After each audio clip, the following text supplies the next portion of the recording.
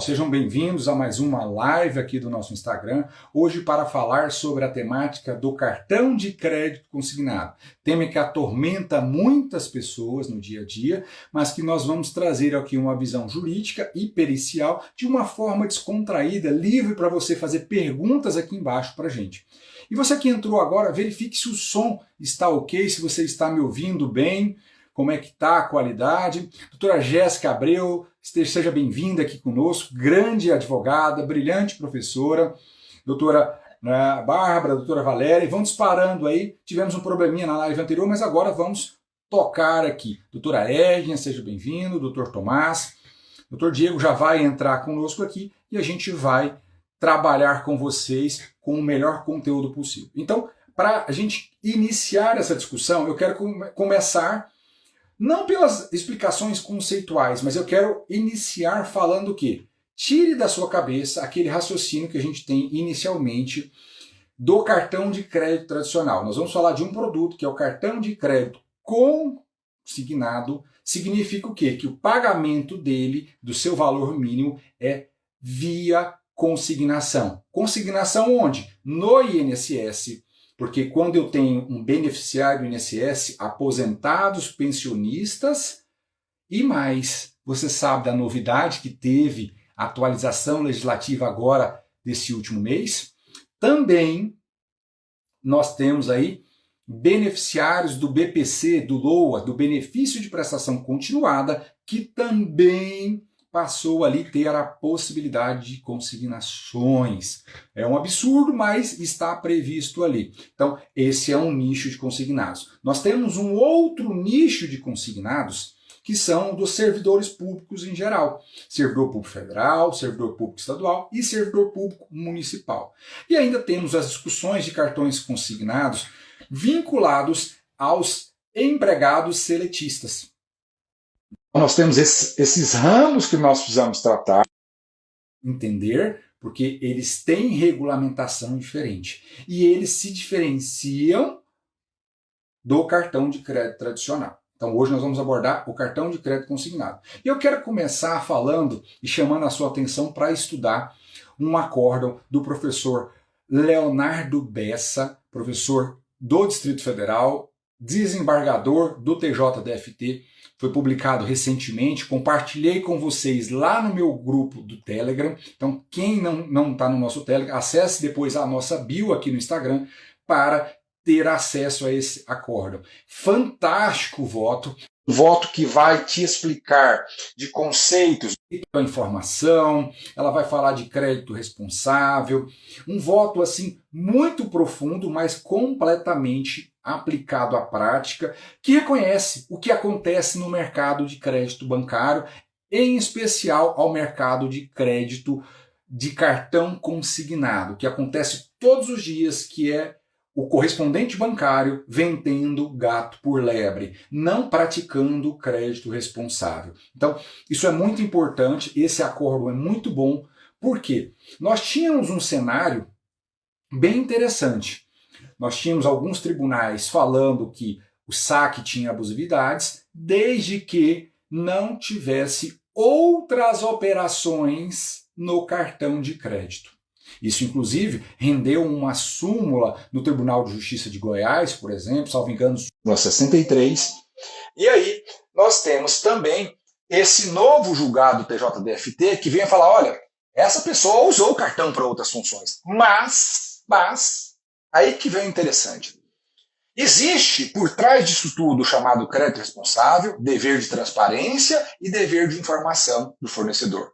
Tudo isso como uma base derivada de quem? Da boa-fé objetiva. Então, o fornecedor de um cartão de crédito, ele tem um dever de informar aquele cliente de que existem outras opções de crédito mais vantajosas àquele consumidor do que ele realizar um saque no cartão.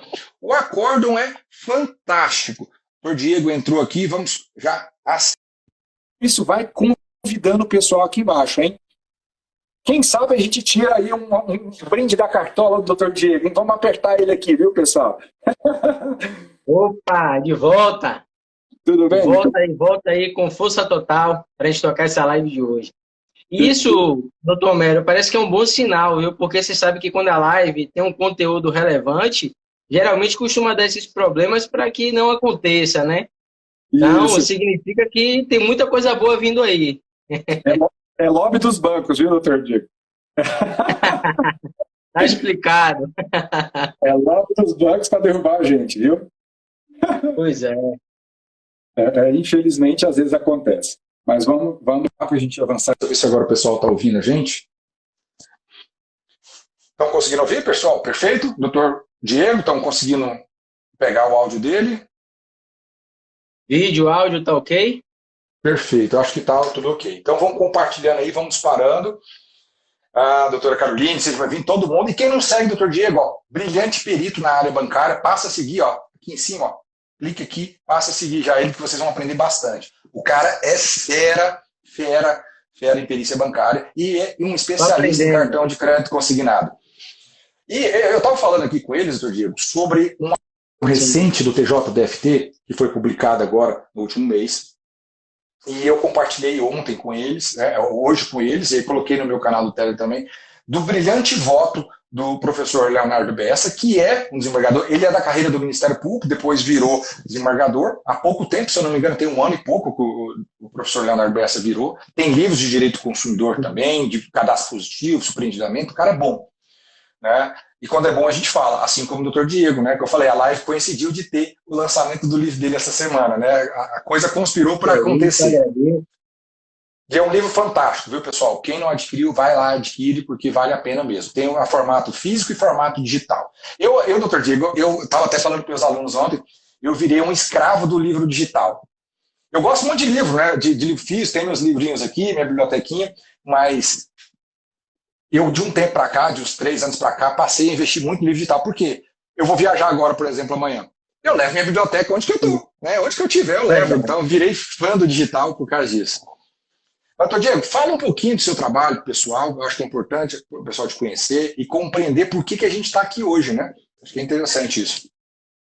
Bom, mais uma vez aí, agradeço a todos pela presença, desejo uma boa noite e falando um pouco sobre o meu trabalho ele é voltado na perícia bancária, né? Para quem ainda não me conhece, meu nome é Diego Lima, e eu me especializei nessa área da perícia bancária com ênfase nas operações de cartão de crédito. Então, hoje a perícia bancária ela está presente nas relações de consumo bancário entre aí milhares e milhares de consumidores. Então, nosso objetivo, né, quanto perito, é justamente avaliar do ponto de vista técnico as irregularidades, ou podemos dizer, né, dentro aqui do nosso contexto profissional e social, abusividades, né, que existem nessas relações, para que justamente possamos elaborar o cálculo, elaborar uma perícia para produzir um meio de prova processual, ou que esse documento, esse trabalho possa ser feito também até para uma solução via administrativa, apontando o que foi cobrado de excesso, demonstrando como deveria ter acontecido e apurando as demais diferenças, de uma forma bem simples,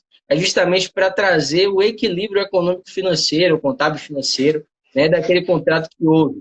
Então, é um trabalho que é extremamente relevante e tem uma parceria específica com o advogado, né? Eu vejo que hoje o perito ele é um grande parceiro do advogado, né, e vice-versa.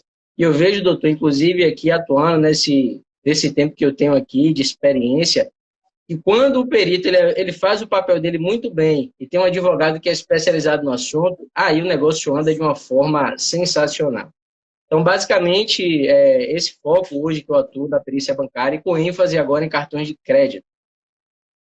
Não, e é bacana, doutor, porque esse nicho que o senhor escolheu, que é cartão de crédito, eu falo muito sobre isso com os meus alunos, que nós temos que ter essa parceria com o assistente técnico. Por quê? Quando eu falo de abusividade no cartão, e eu não tenho vergonha de falar isso, sabe? Pegar a DRK, o cálculo exato e usar lá, não vai sair a mesma coisa, gente. Não é. Você não tem, primeiro, uma visão de um profissional técnico. Quem que fez aquele cálculo? Foi o DR Cálculo, operado por um advogado. E aí eu falo assim, eu vou falar por mim, né? Eu tenho dificuldade com cálculo. Eu sou um analfabeto com cálculo. Eu me viro, o Excel, ele ajuda bastante a gente, né? Ele supra, né, a deficiência que a gente tem, mas o risco de você fazer uma besteira é gigante. Uma fórmula mal empregada é um desastre. E aí você gera o que para o seu cliente? Sucumbência. Um cliente que ganha demanda, mas toma uma sucumbência por um deslize do advogado, ele nunca mais volta no seu escritório. Ele nunca mais volta no escritório. Então, é uma questão que a gente precisa quebrar essas barreiras primeiro, falar, assistente técnico se vire para ganhar o dinheiro. Não, é parceria de trabalho. Isso é importante demais, essa visão. Lógico, o advogado ele tem que ter noções de cálculo. É importante ter, até porque nós temos bons peritos, bons assistentes técnicos, mas temos péssimos assistentes técnicos, que se vendem como bons e não são. Né? A gente sabe disso. Assim como temos bons e maus advogados, bons e maus defensores públicos. Então, toda carreira, toda profissão tem um lado bom e um lado ruim. Então, doutor, isso é muito importante, esse trabalho de parceria, porque chega para o juiz mastigado, não pensem vocês que o juiz gosta de fazer cálculo, não gosta.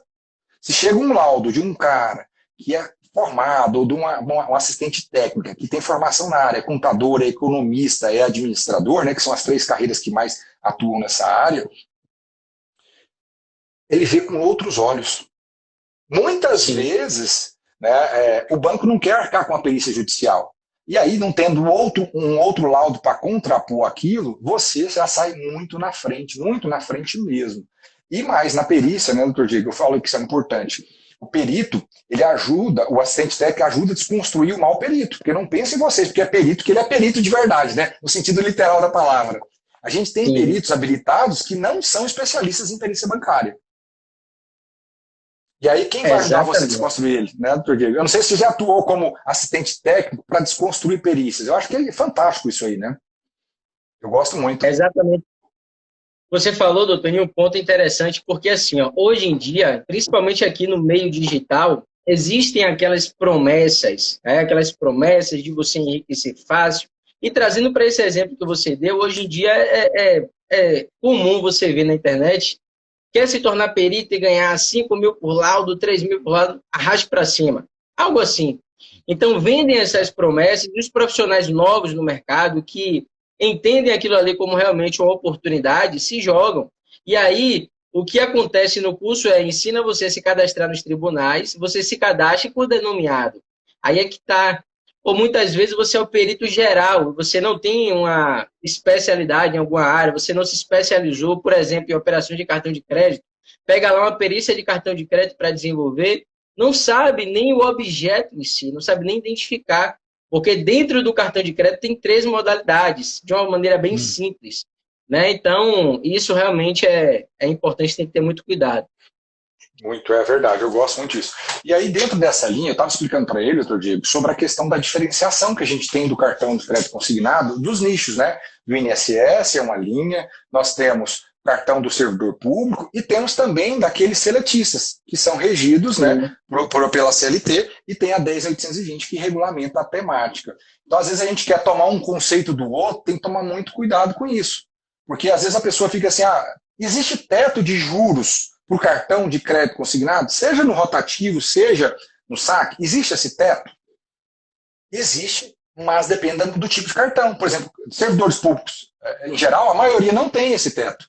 Né? Sim, o que tem é o INSS. E aí eu quero pegar aquela norma de empréstimo, aplicar, o judiciário não aceita a tese, e aí eu dou com uns burros na água, que eu falo, né? Eu gosto de brincar com isso, porque realmente acaba perdendo essa situação. Mas, e aí a gente tem uma outra discussão, que é o grande problema que a gente tem. O doutor fala muito disso, né, da questão da dívida infinita, dessa discussão. E comenta para a gente, doutor, como é que é essa história da dívida infinita do cartão de crédito consignado? A gente discutir um pouquinho do ponto de vista pericial mesmo. Acho que é interessante essa conversa. Sim. Não, perfeito. Eu, quando comecei realmente a estudar, dando uma ênfase maior nessa modalidade de cartão consignado, eu entendi que ele, podemos dizer, trazendo um conceito assim, que seria uma operação híbrida. Por quê? Porque ele é um saque mediante a cobrança de um cartão de crédito, que esse cartão de crédito é um instrumento também que pode ser utilizado para outros fins, consumo, por exemplo, fazer compras como cartão de crédito convencional. Então, quando eu peguei essa modalidade em especial para avaliar forma de perícia, eu vi notícias, pessoas comentando desse ciclo da dívida infinita, realmente eu entendi que é uma sistemática do banco tratada da seguinte forma. O valor que é pago, que é descontado do mínimo, né, lá na fatura do cartão de crédito, ele foi instituído pela lei do consignado, que é 5%, é o limite. 5%. Foi definido aquele valor, ele vai sendo descontado. Só que observe que esse valor, ele tem também uma certa relação com a remuneração do cliente. E quando é definido, vamos supor aqui que foi R$ 100 que foi definido para pagamento mínimo daquela fatura. Quando tem o saque, eu costumo pegar com muita frequência, doutor, além do saque, cobrança de juros e seguros, tarifas, e muitas vezes seguros que são passíveis de discussão, como seguros prestamistas, por exemplo.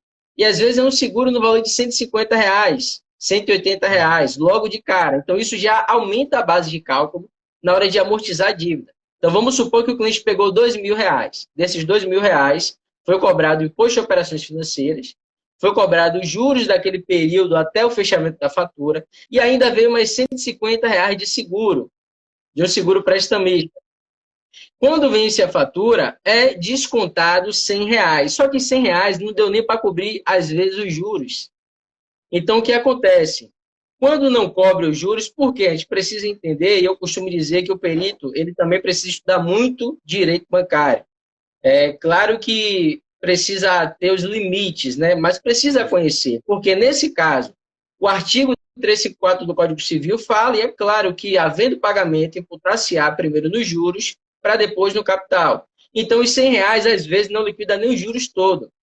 Às vezes, os juros foi de 120, um exemplo. Ficou ainda R$ 20 de juros, 150 do seguro, o IOF e o saque. E aí, quando chega no outro mês, é calculado novos juros sobre aquela base de cálculo. E o que acontece? Esses juros que é cobrado nesse próximo mês, às vezes representa o mesmo valor que vai ser descontado, que é o pagamento mínimo. Então, de uma maneira simples e seguindo esse ciclo, o que acontece? O cliente vai ficar 10 anos pagando, mas o que ele pagou, às vezes, foi só os juros e o seguro que foi sendo incorporado ao longo do período. Então, por isso que chamam da dívida infinita. Casos que eu peguei aqui que eu realmente eu achei absurdo. O cliente pegou 3 mil, depois de quase 5 anos, estava devendo quase 6 mil. Falei, nossa, que loucura isso. Loucura. Então, basicamente, funciona dessa forma. Doutor. E é interessante, a gente tem bastante disso na defensoria, doutor Diego, com relação à chamada dívida infinita. O cara chega lá, pagou, ele pegou 2 mil, pagou quase 2 mil e ainda deve 2, né? Ele entra devendo, sai devendo e morre devendo. Essa aqui é a verdade. E aí é uma questão muito interessante que a gente precisa entender, por isso que eu acho que essa dialogia, esse diálogo entre perito e advogado e defensor, o operador de direito é muito importante. E os dois têm que entender um pouco do outro, porque você não consegue dialogar com o perito se você não consegue passar para ele o que você quer em termos de melhor estratégia jurídica para avançar no cálculo ali. Porque não adianta nada você falar uma língua, uma forma de argumentação jurídica, e o perito e o assistente técnico falar de outro modo. Vocês têm que caminhar de um modo bem próximo um do outro, lado a lado, para que você consiga, de fato, realmente fazer um cálculo bom com uma argumentação jurídica boa. E dentro dessa questão, o senhor falou a questão dos limites de consignação, né? Por isso que eu gosto de falar muito da questão de estratificação do estudo. Lógico que a gente está numa live, a gente não consegue mergulhar todos os pontos. Mas, por exemplo, quando a gente pega INSS, que a grande maioria dos contratos hoje são beneficiários de INSS. E aí tem um novo prato cheio, que é o beneficiário do BPC, do LOAS, Benefício de Prestação Continuada, que foi a última alteração fresquinha, tá, pessoal? Está atualizada agora de março, né? A normativa, inclusive, já saiu a instrução normativa do INSS regulamentando a lei, tá? Não tem só a lei, tem a lei e a instrução normativa do INSS, tá? Que regulamenta permitindo isso. Só que os limites consignáveis do INSS são diferentes de limites, às vezes, dos estados. Eu vou exemplificar com o meu próprio estado de Mato Grosso do Sul. Aqui, doutor Diego, é 10% o cartão de crédito. Então, pode-se consignar até 10%. Tem alguns estados que são 10%. A grande maioria é 5%. Né? A grande maioria realmente são 5%. Mas aqui é 10%. E temos alguns estados, e se eu não me engano, servidores da União, militares da União, também é 10%. Tá? E aí, então, tem essa personificação aí por corpo de contratação. É importante a gente estar muito próximo dessa realidade de entender isso. E aí, dentro dessa dívida do cartão, o que eu gosto de falar e trabalhar de argumentação jurídica, e aí trabalhar com assistente técnico, é conhecer de legislação. Né? O perito ou o advogado que não conhece legislação bancária, e eu falo legislação em sentido amplo, ele tem que conhecer as leis em sentido formal, que é a lei número tal, né? Vamos exemplificar aqui, né? 10.831, que vai falar da célula de crédito bancário, a 10.820, que vai tratar dos consignados. Então, eu preciso conhecer lei, mas eu preciso conhecer normatização do Banco Central, que são eu falo Banco Central porque é força do ato, né? Mas quem edita é o Conselho Monetário Nacional. Eu não sei por que cargas d'água, e é engraçado, quando a gente pega o ato normativo, aparece assim, o Banco Central divulga que o Conselho Monetário Nacional aprovou o ato, né? Ele induz a gente a falar, porque o primeiro nome que aparece ali é Banco Central, mas é Conselho Monetário, tá, pessoal? Tem até que me policiar com isso. Então, quem tem poder normativo é o Conselho Monetário Nacional. O Banco Central, na verdade, ele fiscaliza e regulamenta algumas questões que estão positivadas nas resoluções. Então, e eu preciso conhecer. E eu preciso conhecer também a autorregulação bancária, doutor Gigo. Eu falo isso. Nós temos autorregulação bancária específica do cartão de crédito consignado. Exato. E aí começa nova jornada de tese, e é difícil a gente ver em petições essa argumentação. Sabe, doutor Gigo? Eu gosto de falar muito sobre isso. Até dei uma aula esses dias falando sobre as SARBs. Nós temos a regulamentação geral, que é o chamado Código de Ética Geral dos bancos, que está vinculado à FEBRABAN, à BBC, os associados. Temos a autorregulação do crédito consignado. E aí começa até do direito à informação. Como que tem que chegar a informação ao consumidor que aquilo ali é um saque? Exato. Esse é um ponto fundamental. E aí, quem não conhece autorregulação bancária não vai saber argumentar. Quem não conhece instrução normativa do INSS não vai saber argumentar isso. Doutor Diego? Então, assim, é um ponto que o perito, né, você estuda isso, né? O Edilson também é um grande parceiro que a gente tem aqui, e ele também gosta muito de estudar essa temática. Eu não consigo ver de outro modo, não sei se o senhor tem uma visão diferente, a gente não conhecer essas temáticas. Não, perfeito, eu concordo plenamente, inclusive alguns exemplos que você deu aí, até a questão da limitação, né, para aposentados e pensionistas, está lá na Instrução Normativa número 28 do INSS, que ela foi instituída em 2008. 2008, foi isso mesmo. Isso mesmo, 2008 então, foi atualizando. Tem um teto, e aí veio algumas atualizações, inclusive agora que você falou que entrou essa questão de uma medida provisória que saiu agora, em março de 2022, né, isso? Que autorizou também o BPC para poder disponibilizar o consignado. Mas desde 2008 limitava essa taxa para aposentados e pensionistas já 2,70% ao mês. E aí agora saiu em 2021 para que aumentou esse percentual de limite de teto para 3,06% ao mês. E dentro das instruções e autorregulação bancária, eu encontrei diversos pontos interessantes, que inclusive eu trato no livro, eu trato também no curso que eu estou fazendo, e eu vi assim pontos importantes dessa questão que você mencionou, sobre a prestação de serviço. Quais são as características que precisa ter o contrato, o título, a representação orográfica do cartão de crédito em tamanho real, precisa ter, porque aquilo tem que existir uma relação transparente, porque eu via que estava ocorrendo, segundo pesquisas que eu estava fazendo, estudo aprofundado, que estava ocorrendo muitas fraudes, muitas situações que precisava criar, estabelecer regras, critérios, né, para que pudesse haver uma relação transparente com os consumidores. Aí veio essa questão da limitação do teto para aposentados e pensionistas dentro dessa modalidade. Inclusive, até para consignado, empréstimo mesmo, tem limite estabelecido também para isso. E aí a gente vê, por exemplo, a questão do que eu dei aqui agora, do seguro. Lá na instrução fala que é facultativo cobrar seguro do cliente. Só que ele especifica que é um seguro de proteção perda e roubo e é de R$ 3,90. Então, olha valor, só, você encontra situações absurdas hoje, totalmente desconexa com o que não está prevista na instrução e na autorregulação bancária. Então, eu vejo que quem quer atuar nessa modalidade de cartão consignado precisa ter isso aí na cabeceira, conhecer a autorregulação bancária, conhecer a instrução normativa também, que é extremamente relevante para fazer perícia.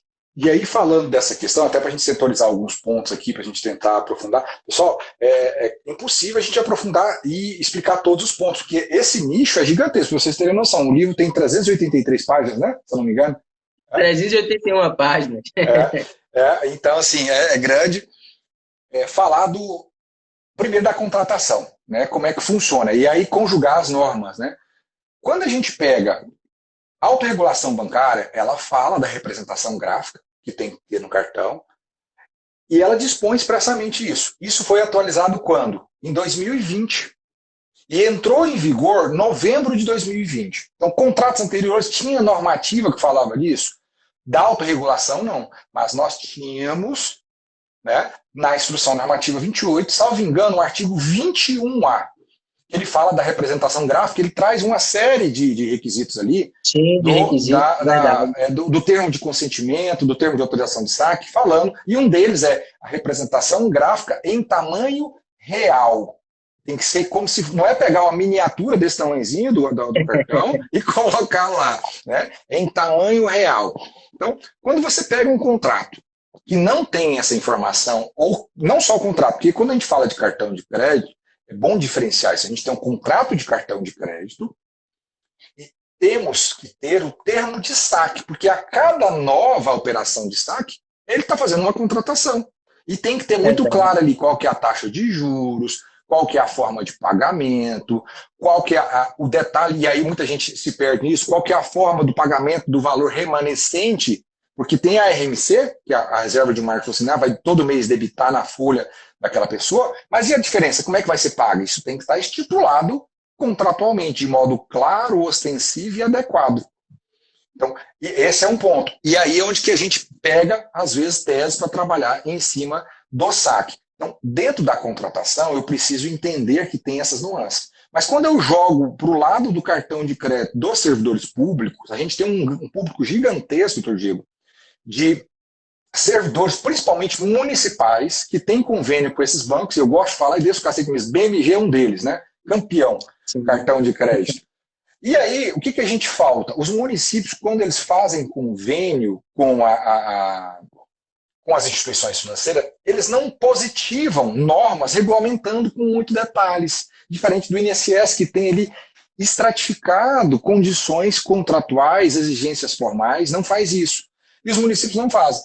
Mas assim, não é porque não tem que eu não posso aplicar, e aí eu preciso entender de direito bancário, e aí eu trabalho advogado e perito ali junto, né? Se o advogado vai trabalhar com a tese, olha, quais são as fontes do direito bancário?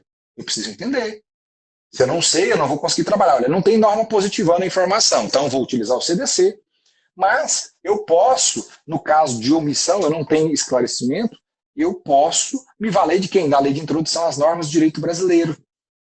Se eu não tenho algo, tem uma lacuna ali, eu vou me valer de quê? Da analogia. Analogia a quem? Aos contratos de cartão de crédito consignado do INSS. Então, se não tem norma positiva, eu não vou me valer da analogia. A analogia é uma fonte subsidiária do direito? É uma fonte subsidiária do direito bancário. Então, eu posso utilizar ela e argumentar isso na prática. Então, é importante isso. Então, principalmente o saque. Eu acho que o grande problema, a grande maioria das pessoas, no cartão de crédito, não sei se o senhor, na perícia, o assistente técnico, tem muito problema com a compra rotativa. Eu, pelo menos, não enfrento muito. A grande problemática é o chamado saque. E aí eu entro, outro dia, para a gente comentar, dessa dívida infinita que o senhor falou, que é justamente a autorregulação bancária. Quando a autorregulação bancária mudou em 2020, ela trouxe uma disposição falando que o saque realizado, ele tem que ser quitado no prazo máximo de consignações. Então, 84 meses tem que ser quitado aquele saldo. Não poderia ter a dívida infinita. Eu falo não poderia, porque a autorregulação também ela foi boa, mas meia boa, né? Se existe isso, né? Meio boa, não existe, na verdade. Ela colocou essa condição que você tem que trabalhar. Se a pessoa, vamos supor, você exemplificou ali com um saque de R$2.000, se ela não fez mais nada no cartão, tem que quitar dentro dos 84 meses ali do prazo máximo de consignação. Então, o banco tem que estruturar o pagamento da dívida, a amortização da dívida com a RMC para quitar em 84 meses. Só que nós temos incisos nesse chama documento correlato, né, que a autorregulação bancária chama. tem incisos nesse dispositivo que fala, olha, se você fez um segundo saque ou se o valor da RMC ele oscila, acabou essa lógica, ela se renova, então acaba virando uma dívida finita mesmo com a autorregulação bancária. Então você tem que argumentar e levar o trabalho para o assistente técnico para arrematar esse ponto, né, doutor Diego? Acho que é importante a gente ter essa consciência da autorregulação. Exatamente, doutor. E sim, o que você falou aí, perfeito, perfeitamente explanado, essa questão do limite, né, dos descontos, e as pessoas às vezes confundem com quantidade de parcelas. O que isso daí precisa estar muito bem claro, porque a operacionalidade do cartão de crédito é diferente de um empréstimo concedido por um banco que é determinadas parcelas iguais, mensais e sucessivas, o que geralmente acontece. Mas esse processo realmente está lá, né, no dispositivo, no intuito de criar um limite também para não ocorrer esse ciclo da dívida infinita. Mas, ora, se a gente parar para analisar, cada ano acontece a atualização do salário mínimo e, consequentemente, a atualização dos salários dos contribuintes. Então, se a margem já estava lá ultrapassada, já estava no limite, o que liberou vai ser utilizado, o banco vai querer utilizar de alguma forma, e aí, às vezes, aquele valor que era lá de 100, 150 reais, vai aumentar um pouquinho, o que vai fazer o processo de renovação e sempre vai ficar descontando. Entende? Então, realmente é bem complicado. Agora, doutor, você falou nesse ponto de fazer também a questão da analogia, há uma normativa já estabelecida, porque a gente sabe que a instrução normativa 28 do INSS, ela está lá prevista para aposentados e pensionistas. Então, eu não sei se eu entendi bem, se foi esse contexto que você quis trazer, que o doutor quis trazer, de, por exemplo, pega uma situação de um cartão de crédito consignado, sendo com servidor público, e tenta enquadrar a limitação estabelecida nessa instrução que foi destinada a aposentados e pensionistas, no intuito de equiparar, porque é a mesma modalidade. Foi mais ou menos isso? Ou... É justamente isso. Porque o que acontece? Na prática, a gente não vê isso, sabe, doutor Diego? Porque hoje, o melhor plano de normatização é do INSS. Então, beneficiários, aposentados e pensionistas, e agora BPC, né? E que entrou na jogada. Então, nós temos esses três públicos aqui que aplicam a Instrução Normativa 28. Quando eu desço o plano de discussão, por exemplo, empréstimos para servidores públicos, federais, estaduais, municipais, e até mesmo os seletistas, né, o consignado, o cartão de crédito consignado para essas pessoas, a gente não tem uma estratificação das normas falando qual que é o teto de juros, qual que é a limitação formal do contrato, o que tem que ter naquele contrato de detalhamento de informações. Só que nós temos o CDC falando, olha, a informação tem que ser clara, adequada, né? Artigo 6º, inciso 3º, e aí conjuga-se agora com a nova não, né? Na verdade já vai fazer um ano, a Lei do Superintentamento, Lei 14.131, nos artigos 52 e 54b, ele fala que nos contratos de crédito, em geral, tem que ter informações sobre taxa de juros, custo efetivo, montante a ser pago, os encargos que orbitam aquilo ali. Então tem uma série de recheios informacionais. Só que ele não estratifica, ele não desce num plano regulamentar.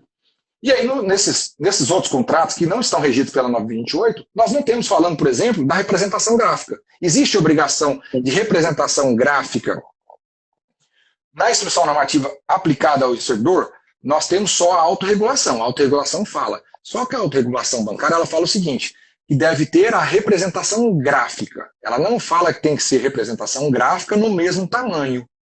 Sim. Ela não fala com essas palavras, literalmente. Mas é óbvio que eu tenho que interpretar que tem que ser do mesmo tamanho. Eu não vou colocar uma miniatura num cartão, né? Um selo. Né? Um selo. Eu peguei um contrato assim. Um selo do cartão. Não pode. Por que não pode? Porque nós já temos uma diretriz, que é a autorregulação bancária, que aplica a todos os cartões consignados das instituições financeiras vinculadas à FEBRABAN e à BBC. Então, praticamente hoje, todas, tá? Se for resumir, todos os cartões consignados hoje estão regidos pela autorregulação bancária. Só que nós não temos esse nível falando que tem que ser do mesmo tamanho. Agora, se você pega um contrato, tá lá, um selo desse tamanhozinho assim, pode. Objetivamente falando, poderia, porque não tem falando que tem que ser do mesmo tamanho. Mas, como a autorregulação foi lacunosa, ela não trouxe detalhes com relação a isso, nós podemos socorrer desta lacuna, falando lá, a Lindbe fala quais são as fontes subsidiárias do direito. A analogia é uma primeira fonte subsidiária que a gente tem. Nós temos bons costumes, princípios gerais do direito, mas a analogia é uma delas. Então, eu vou aplicar a analogia aqui para falar, olha, esse caso aqui do cartão consignado, juiz, é igual ao do federal, do beneficiário do INSS, é igual. Então, aplica-se aqui, analogicamente, a instrução normativa para falar que a representação gráfica do cartão tem que ser do mesmo tamanho do original.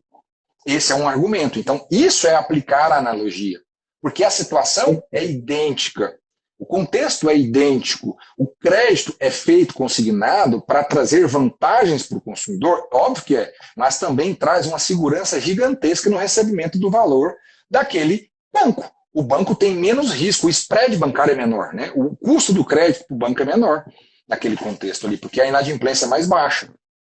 Então, isso você faz aplicar analogicamente. E tem outras coisas, só que ninguém argumenta nesse sentido. Só fala, olha, tem que ter a representação gráfica. Agora, por que tem que ter representação gráfica? Não se argumenta. Entendeu? Aí que tem essa discussão argumentativa que nós precisamos caprichar um pouquinho mais para fugir das petições modelões. Não estou falando que modelo é errado, gente. Até porque eu forneço modelo nos meus cursos. Mas modelo é para você ter inspiração. Você se inspira naquele modelo e recheia ele com os detalhes, com as personalizações do seu caso concreto. Eu falo muito isso. É importante você ter raciocínio jurídico, sabe, doutor Diego? E a mesma coisa eu falo, e você, eu acho que vai concordar comigo, com relação a planilhas. Adianta eu ter uma planilha coringa? Ela não vai resolver todos os meus problemas. Eu tenho que personalizar ela, né, doutor Diego? Fala um pouquinho sobre essa questão de planilha, sabe? Eu acho que é importante isso. Exatamente. Hoje eu vejo aqui, né, assim, sendo bem transparente, que muitos peritos, né, eles entendem que planilha pronta vai resolver o problema, mas não vai. De jeito nenhum. Por quê? Eu pego aqui vários casos de cartão RMC e eu tenho que readequar, eu tenho que reavaliar, porque às vezes acontece, né, vou dar um exemplo aqui, de ter situações que o cliente não fez o pagamento. Ora, é consignado, vai descontar da folha do contribuinte, mas como é que não houve pagamento? Pode acontecer. Às vezes acontece uma situação que houve uma negociação, um reparcelamento daquela dívida. E aí, você vai ter que saber avaliar os fatos e acontecimentos para poder ajustar a sua planilha. Então, planilha pronta, ela vai te ajudar a ter um norte, mas ela não vai resolver o seu problema. Por quê? Precisa-se de perito para quê? Porque ele é o expert. E aí eu vou trazer o exemplo justamente do que você pontuou. Não é que o modelo de petição, né, esteja errado, não. Mas aquilo vai te dar um norte para que você não só interprete a lei, mas tenha essa estratégia, tanto processual quanto técnica. Então, a planilha vai dar esse subsídio, vai dar esse suporte a você, para que você possa entender o contexto, né? Porque cada caso é uma história, amigo. Cada caso é uma história. E aí eu vou dar um exemplo, trazendo essa questão da planilha e do parecer técnico também, que foi um ponto que eu fiz aqui, inclusive levei até, né, para apresentação. É o seguinte, eu peguei uma situação de um cliente que fez um cartão RMC, só fez um saque, ele não tinha noção de que era RMC. Mas eu tinha conversado com o advogado que a questão de descaracterizar o produto, nesse caso, não seria benéfico para o cliente, porque a metodologia que eu utilizo para realizar o cálculo e revisionar os encargos seria muito mais vantajoso. E aí, quando eu fiz o processo, eu fiz uma regra de 3 simples. Eu disse o seguinte, claro que isso é só uma situação representativa, mas eu utilizei de planilha, eu tive que adaptar a minha planilha para demonstrar que, esse cliente pegou um saque, acho que era 2.800. Ele passou 7 anos pagando. E 7 anos depois, ele continua devendo 3.200. Quantos meses ele precisaria para liquidar? Deu um valor assim de questão de 82 anos. Aí eu falei, opa, então quer dizer que o cliente ele vai ficar a vida toda pagando um saque de 2.000 que foi feito por meio do cartão de crédito? Não faz sentido. Então, aí que entra também a questão do próprio CPC permitir trazer nas planilhas, no parecer técnico, ilustrações, situações que representem a abusividade, representem os excessos cometidos por parte da instituição financeira com o banco. Então, planilha pronta, modelo pronto, vai te ajudar a ter um norte, isso é importante, mas não dependa disso, porque você vai cair em furada. E é importante isso porque você ficar refém do modelo, ele não te permite avançar no raciocínio. E o que torna o profissional Sim. diferenciado é você conseguir raciocinar em cima do modelo. Olha, você viu aquela situação concreta, tem um modelo, mas espera aí, será que eu não posso avançar na argumentação jurídica em cima disso? Será que eu não posso empregar outra metodologia? E aí, doutor Diego, assim, como você como perito, com muito mais autoridade que eu para falar, às vezes a gente vai discutir, por exemplo, capitalização de juros, né? Que pode discutir em todas as searas. Contratos bancários eu vou discutir, é possível a capitalização, isso é uma lenda que se construiu, que não pode capitalização. Não, não é assim, né? Primeiro, e capitalização vai existir, a periodicidade dela que a gente vai discutir. Agora, peraí, eu vou discutir juros simples, né? Que a jurisprudência trata, né? Capitalização simples, capitalização composta. Agora, quantas metodologias de cálculo tem? O professor Alceu, que até tem um livro publicado que chama Juro que é Simples, também é um livro bacana de se estudar. Sim, sim. E aí você tem o método de Gauss. Né? Então, temos diferenças para se calcular o mesmo objetivo. Estou falando que um é certo ou outro errado? Não estou falando que lá não longe disso. Mas temos formas diferentes de se alcançar esse resultado. E você, doutor Diego, como expert nessa área de cálculo, também trabalha com isso. Quando você fala de cálculos de cartão de crédito consignado, tem um método tradicional e tem o método EVO, que você chama, não é?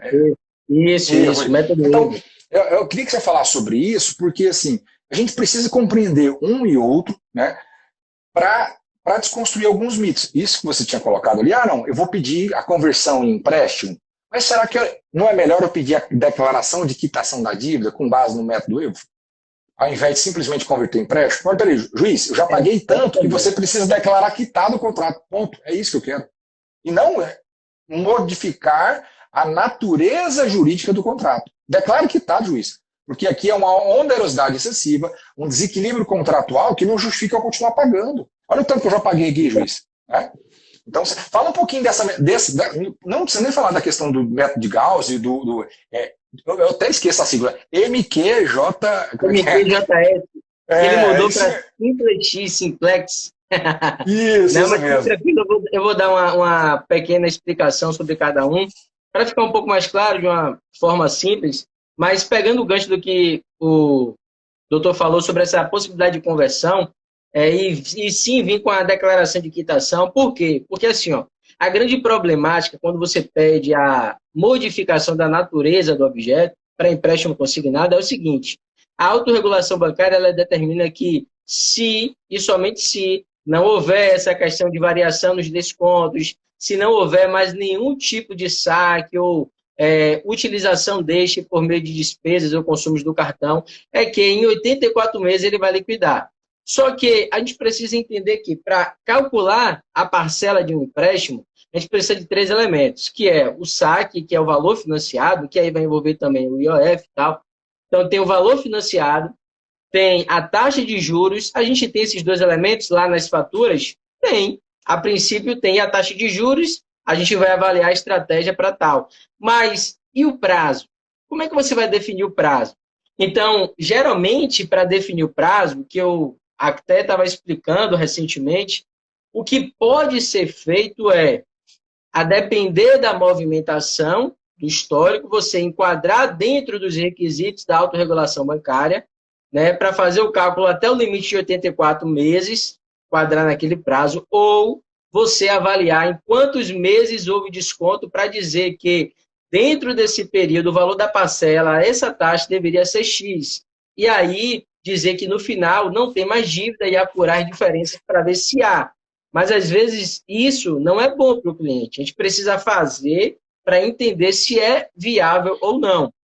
E aí você falou sobre essa questão, né, quando se discute a capitalização de juros, e a capitalização de juros compostas, né, porque tem 2 regimes, simples e composto. E quando a gente vai discutir essa questão do anatocismo, que é termo na linguagem jurídica, a gente precisa entender como está acontecendo. Aí você falou desses 2 métodos. O que acontece é que, se você utiliza o Gauss para calcular a parcela juros simples, você vai encontrar o mesmo valor se você utilizar a fórmula do MQJS para calcular a prestação a juros simples. Ou seja, a princípio, no valor da parcela, eles batem exatamente. A grande diferença de um para o outro é que no MQJS, as cotas de juros e amortização, né, dos saldos intermediários, é que é diferente, porque aí entra muito mais para dentro da ciência técnica. Já o método de Gauss, ele traz o índice de ponderação para calcular os juros, que é justamente para equilibrar essa questão nas operações de financiamento. Então, criou-se esse mito, doutor. Por quê? Porque muitos peritos e advogados, falando assim de uma maneira geral, utilizou do método Gauss de maneira equivocada, pedindo situações assim absurdas e colocando o método Gauss. Então, meio que queimou, vamos dizer assim, né? Poxa, então assim, precisa saber argumentar e precisa saber utilizar um dos dois métodos. E aí, quando a gente pega operações de cartão de crédito atrelada aí às operações de cartão de crédito consignado, nesse caso, não vai ter o cálculo da parcela, a não ser que você queira descaracterizar o produto, enquadrar como empréstimo e revisar juros simples, por exemplo. Aí você teria que adotar um ou outro para calcular a prestação. Mas sobre o anatocismo nas operações de cartão de crédito, é importante entender que ele está diretamente ligado com o artigo 354 do Código Civil. Precisa avaliar se o que o cliente pagou, ou seja, se o valor mínimo descontado, ele foi suficiente para liquidar os juros daquele período. Porque eu já peguei casos aqui que não estava, por mais que fosse possível haver, não estava havendo capitalização. Aí pense em uma situação dessa, você querer discutir capitalização de juros, sendo que não estava havendo anatocismo, que é os juros sobre juros, a capitalização composta. Sabe? Então, precisa entender que a capitalização composta de juros está ligada ao artigo 354 do Código Civil. Se o que o cliente pagou, que foi descontado, se foi suficiente para liquidar os juros daquele período, vai haver o refinanciamento daquele saldo, porém, sobre um saldo sem juros, porque o valor que foi pago já foi suficiente para liquidar. Agora, se não foi, aí vai haver a aplicação novamente dos juros sobre uma base com os juros daquele período anterior. Então, basicamente, é esses detalhes aí que precisa observar nessa operação. Você tocou num ponto fundamental. E aí eu falo assim, nós, advogados, defensores, não conseguimos enxergar esta minúcia. Porque quando a gente pega o empréstimo, doutor Diego, a gente tem muito claro, olha, está ali a súmula do STJ do ODEC, né? A taxa mensal, a taxa anual é maior do que a multiplicação da taxa mensal por 12, então tem a capitalização composta ali, prevista expressamente. Embora eu não concorde com esse raciocínio, porque quem está contratando é uma pessoa leiga. Mas o STJ já decidiu, né? Nós estamos longe aí de desmandar o STJ por enquanto, né? Mas, quando a gente joga para o cartão de crédito, a gente às vezes não sabe calcular. E a grande maioria das vezes a gente não sabe mesmo. Aí o que ele vem? Poxa, tem capitalização de juros aqui. E aí não bota na ponta do lápis isso que você acabou de colocar aqui, que é fundamental. Botar na planilha e ver, olha, eu tenho aqui R$1.000 de saque. Ele pagou a RMC de 100, exemplificar. Esse 100 cobriu os juros do período, o período que eu falo é do mês, né, o ciclo da fatura. Cobriu o mês? Se cobriu, no mês que vem não tem juros para ser incorporado ao capital e formar a chamada capitalização composta. Eu estou me atrevendo aqui a falar de capitalização composta, mas na verdade é o quê? É os juros do período anterior se somar ao capital emprestado para incidir juros no mês subsequente. Olha o abusado, né? É isso Olha aí. o abusado. Olha o abusado querendo falar. Tudo bem. Querendo falar de capitalização, né, doutor Diego? Mas assim, e a pessoa não bota na ponta do lápis. Entendeu? Isso é complicado demais. Meu fone não quer parar na orelha, né? Opa, agora vai. Entendeu? Então, isso não é só tese jurídica. É tese jurídica associada a cálculos. É igual a capitalização diária, tu digo. Esse é um mito muito grande que a gente tem. Às vezes está no contrato expresso lá, capitalização diária de juros. Só que no contrato não tem a taxa diária. E aí o STJ fala que é abusiva essa prática. E aí a pessoa, opa, é abusiva, vou pedir a abusividade da capitalização diária de juros. Mas ele calculou para ver se na prática está incidindo capitalização diária? Aí entra com a ação, chega lá na frente, quando vai liquidar a sentença, O juiz também não sabe, porque ele não sabe matemática financeira. Ele não vai olhar, olha, aqui tem capitalização diária sim, tá? Aqui tá certo. Não, ele vai julgar abstratamente, olha, é abusiva porque não está expresso no contrato, aí vai para liquidação de sentença. Chega lá, olha, aqui não tem capitalização diária, meu amigo. Embora está escrito aqui capitalização diária, a capitalização aqui é mensal. E aí, que cara que você fica? Complicado, né, doutor? Tem que ter cálculo. Eu acho que assim, a advocacia bancária ela não pode jamais ser desassociada de um estudo técnico de matemática financeira, né, aplicada ao direito bancário. Né? A gente tem que ter essa sincronia, essa simetria, porque realmente senão a gente vai dar com os burros na água ali e fazer uma petição que o resultado final é zero. Zero, zero. E aí você colocou essa questão de converter e prazo, Diego, é um outro ponto que assim, a gente discute muito. E eu acho que nós, operadores, temos que amadurecer muito sobre isso. Né? Qual é a melhor tese para levarmos ao judiciário sobre o saque? Porque o grande ponto de polêmica, na verdade, é o saque, a gente sabe disso. Né? O saque é o grande problema, porque a pessoa, muitas vezes é enganada, achando que está contratando empréstimo. Temos um consumidor também danadinho, que fala que não sabia, mas sabia que era um saque. Né? Mas qual a melhor forma? A gente aplicar essa metodologia, olha, explicando, juiz, os cálculos aqui, o que eu já paguei, né, é suficiente para declarar que está da dívida, ou eu converto em empréstimo, mas como é que eu vou chegar à prestação? Você falou aí, né, falta uma variável, que é a variável meses, número de meses a ser quitado esse contrato. Aí eu vou aplicar sempre os 84 meses? Se eu aplicar sempre os 84 meses, isso matematicamente é favorável ao meu cliente? Né? Exato. É um ponto bem complexo de se falar, de se trabalhar. Tem que ter essa sincronia. Eu gosto muito de argumentar a parte informacional, doutor Diego. Por quê? O que nós vemos na prática nos contratos bancários? Eu não sei se aí na Bahia tem essa resistência jurídica de não se argumentar isso. O contrato de cartão de crédito, o que ele coloca normalmente? Que vai ser pago o mínimo via RMC, mas ele traz algumas disposições a mais que a gente esquece de ler. Que é o quê? Na hipótese de não pagamento do valor total da fatura, além do RMC, o banco já pega a autorização daquele cliente para fazer débitos em conta. Ele já pega essa autorização. Isso está expresso nos contratos. Eu não vou falar 100% porque a grande maioria tem, mas assim, está lá. Método primário, RMC mais voluntariedade do consumidor em quitar a dívida. Agora, o consumidor não pagou a fatura. O que o banco tem que fazer? Porque no contrato fala que vai fazer o débito em conta daquela pessoa. Vou adentro, fala assim, em quaisquer contas daquele cliente. Não é só nenhuma conta, em quaisquer contas que ele tiver. Então, peraí, se o banco colocou isso e ele não debitou, o que o banco fez? Ele valeu da sua própria torpeza para receber juros. Então, tá aí um argumento a mais para você falar, olha, juiz, eu não paguei, mas eu não sabia, primeiro, que era um saque, eu fui induzido ao erro. Segundo, o banco também descumpriu o contrato. Houve uma violação do contrato. O banco ficou inerte de propósito, porque ele sabia que se ele não debitasse, a dívida ia ficar ali pagando RMC, todos os meses ele ia receber, até o resto da vida, se eu não viesse aqui bater as suas portas. Então, essa argumentação subsidiária não é que ela vai vencer a demanda, mas é o diferencial somado ao seu cálculo pericial ali, do seu cálculo do assistente técnico, provando todo o encargo do período.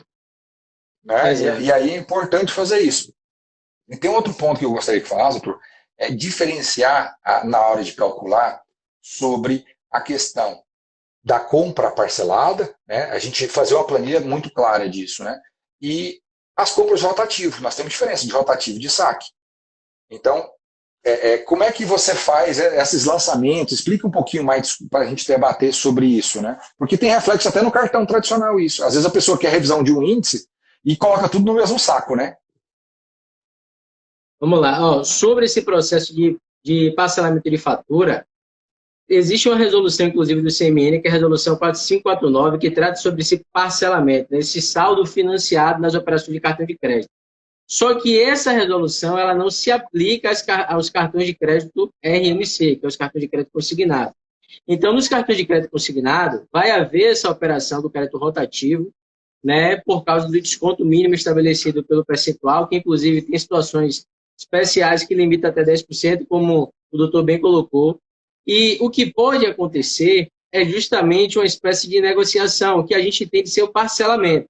Então, a gente precisa entender que, inclusive, doutor, você falou sobre essa comparação em relação à taxa de juros também, foi isso?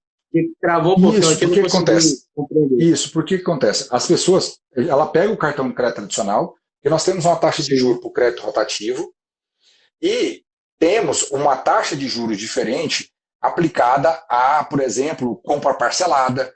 E aí as pessoas misturam o parcelamento. A compra é parcelada, não é que eu nem parcelei a fatura, seria a compra parcelada. Então elas misturam tudo e na hora de fazer a planilha, lançam com uma operação só.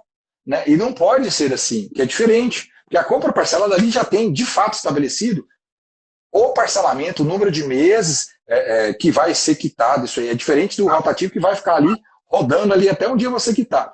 E você tocou num ponto da questão de não aplicar a resolução do Conselho Monetário Nacional. Para mim é uma judiação enorme. É justamente o lobby dos bancos para que a pessoa tenha a dívida infinita. Porque qual a razão de ter o tratamento diferenciado? Exatamente. Né? Exatamente. Agora, doutor, se me permite, eu vou ser um pouco ousado aí, eu quero uma opinião sua. Eu vou trazer essa reflexão, né, e aí eu vou querer sua opinião a respeito, porque, assim, o que é que eu vejo? A própria instrução normativa e a autorregulação bancária, se eu não me engano, ela também trata sobre isso, e dentro das características que precisa ter o contrato de prestação de serviço, tem que estar específico que as taxas de juros são inferiores às taxas dos cartões de crédito convencional, ou seja, existe uma modalidade que é consignado e existe uma modalidade que é não consignado. Ou seja, é uma via de mão dupla, uma via de mão dupla, né? Vão de encontro.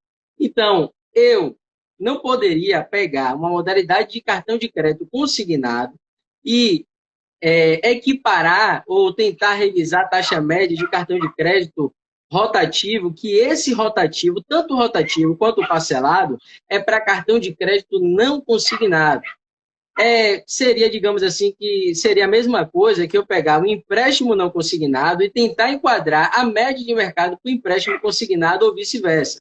São modalidades que são similares, obviamente, mas a questão da consignação modifica o risco da operação e, consequentemente, a taxa de juros.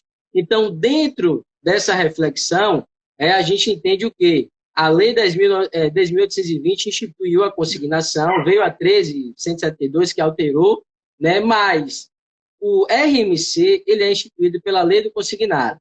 Então, consequentemente, as taxas são menores. A gente tem a Instrução Normativa 28, que limita essa taxa, traz um teto para aposentados e pensionistas. Aí o doutor colocou muito bem essa possibilidade de equiparação, né, para funcionários públicos, CLT e tudo mais. E, além disso, tem a súmula 63, se eu não me engano, o senhor estava comentando, doutor, lá, logo no início.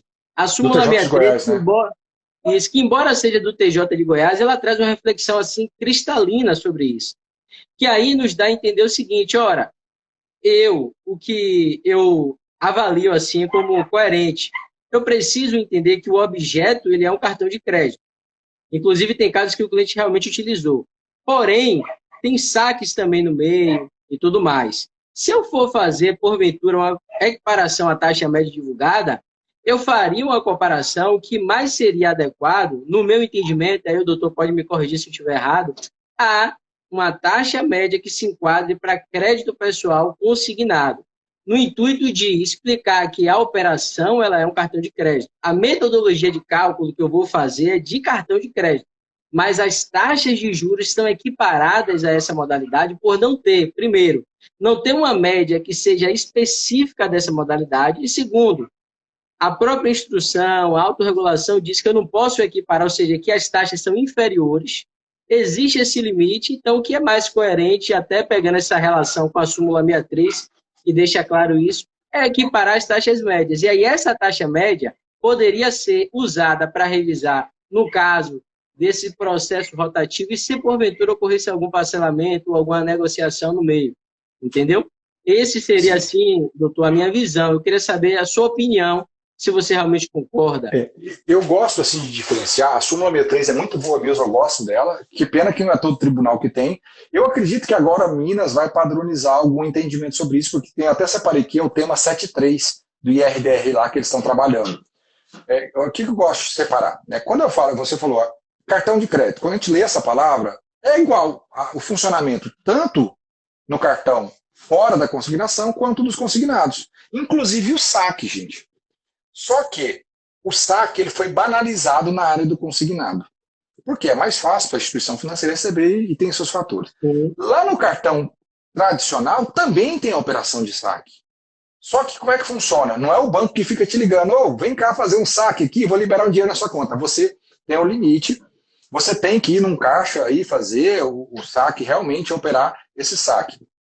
É diferente a forma que tem sido operacionalizado na prática. Ninguém fica oferecendo saque no cartão tradicional para você, é difícil. Né? É raro você conhecer alguém que faça isso. O banco não quer porque sabe qual que é a garantia que ele tem de receber. 0 por enquanto. E aí, quando a gente tem essa diferença, isso influencia no risco do crédito. Né? E aí, quando a gente estuda, né, a decomposição ali do índice de custo do crédito, a inadimplência é um fator que compõe esse índice de decomposição. E quando a gente faz isso, a gente não pode misturar as taxas, por exemplo, de cartão não consignado do consignado. Eu não vejo como possível aplicar. Então, por exemplo, se eu estou falando do parcelamento lá do cartão não consignado, e aí a resolução realmente fala, olha, quando eu pago a fatura no mínimo um mês, no subsequente eu não posso fazer mais isso. Então, o quê? Tem que ter o parcelamento. Esse parcelamento tem que ser em condições mais vantajosas do que eu estou pagando naquele rotativo. Qual que é a condição mais vantajosa? É a do consignado? Eu acho difícil prevalecer esse entendimento para o cartão não consignado. Ele vai ter que pegar o quê? O crédito relacionado a cartão não consignado, por exemplo, a compra parcelada, a taxa de juros é menor. Então teria que ser uma operação menor ali, dentro daquele nicho de cartão não consignado e aplicar. Quando a gente vai estudar o cartão consignado e a gente vai trabalhar com a súmula 63, aí eu concordo número, gênero e grau. Olha, eu vim aqui, eu tenho uma dívida infinita e eu quero que declare quitado com base na taxa de juros do empréstimo. Por quê? Houve, primeiro, vício informacional. Esse vício informacional ali no contrato, ele gerou um erro na contratação, um erro substancial, que é a grande discussão que a gente tem por trás da contratação de um saque propriamente dito ou de uma falsa percepção que seria um saque, que a pessoa achou que era um empréstimo. O que acontece de fato? Porque se vocês pegarem uma gravação das ofertas de crédito, e é bom a gente falar disso, daqui a pouco a gente fala sobre isso, a contratação telefônica, né? Se a gente pegar uma gravação de uma oferta de crédito no saque, a pessoa vira, eu falo rápido, o locutor esportivo fala rápido, mas o ofertante do cartão de crédito fala 10 vezes mais rápido. Olha, você aceitou aqui, tem um crédito disponível para o senhor aqui, agora a taxa de... Você não entende nada. É desse jeito que ele fala, né? Bem isso. É de propósito para te sacanear. Então ele te induz a erro. Se você acreditou que estava fazendo isso, estava contratando um empréstimo, nada mais justo que se aplique de fato essa taxa do empréstimo consignado, que ela é mais baixa, que é o que foi julgado agora por esse acordo que eu falei do TJFT do desembargador Leonardo Bessa, que ele aplicou o quê? A taxa de juros do empréstimo consignado. Então, é justo, razoável, diante de quem? Da postura do fornecedor de crédito, que não respeitou a essência do Código de Defesa do Consumidor. Porque, para mim, doutor Diego, a essência de ter um CDC, porque senão a gente não precisaria dele, é o bloco de transparência e informação. Porque nós temos uma compreensão que o consumidor é uma pessoa presumidamente vulnerável. Então, a pessoa natural é presumidamente vulnerável. De outro lado, nós temos um fornecedor que é um gigante. E se a gente pegar mais ainda, for um pouquinho mais abaixo, a gente vai perceber o seguinte, quem vai fazer o saque no cartão é aquele que está com a margem do empréstimo consignado estourada. Ele vai lá tentar um crédito consignado. Ele não vai lá para fazer um saque.